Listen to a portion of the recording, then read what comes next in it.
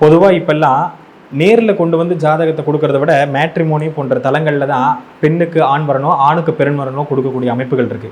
அப்போ அந்த இடத்துல ஒரிஜினல் தகவல்கள் கொடுக்கப்படுதா அப்படிங்கிறது நமக்கு தெரியாது. அத நீங்க கன்ஃபார்ம் பண்ணிக்கணும். ஏமாற வேண்டாம் அப்படிங்கிறத இந்த பதிவுல நான் தெரிவிச்சுக்கிறேன். 2வது அவங்க குடுக்கக்கூடிய ஹாரோஸ்கோப், அவங்க குடுக்கக்கூடிய இன்புட் எல்லாமே பார்த்தீங்கன்னா டிஜிட்டல்ல தான் இருக்கும். அதாவது தேதி, நேரம் இது எல்லாமே வந்து நோட் பண்ணியிருப்பாங்க. பட் இருந்தாலும் இந்த பழைய ஜாதகம் கைப்பட எழுதப்பட்ட ஜாதகமோ, அல்லது அவங்க ரொம்ப நாளா பயன்படுத்தி இருந்த ஜாதகமோ அத ரெஃபரலுக்கு வாங்கி, அந்த ஜாதகம் சரியானது தானா? 2ம் சரியா பொருந்துகிறதா? அப்படிங்கிறத பார்த்துட்டு நீங்க குடுக்குறது நல்லதா இருக்கும். ஏன்னா தேதி, நேரம் எல்லாத்தையும் மாற்றப்பட்டு கொடுக்கக்கூடிய நிலைகளை இப்போ நம்ம நவடேஸ் ப்ராக்டிக்கல் டிஃபிகல்ட்டிஸாக பார்க்குறோம்.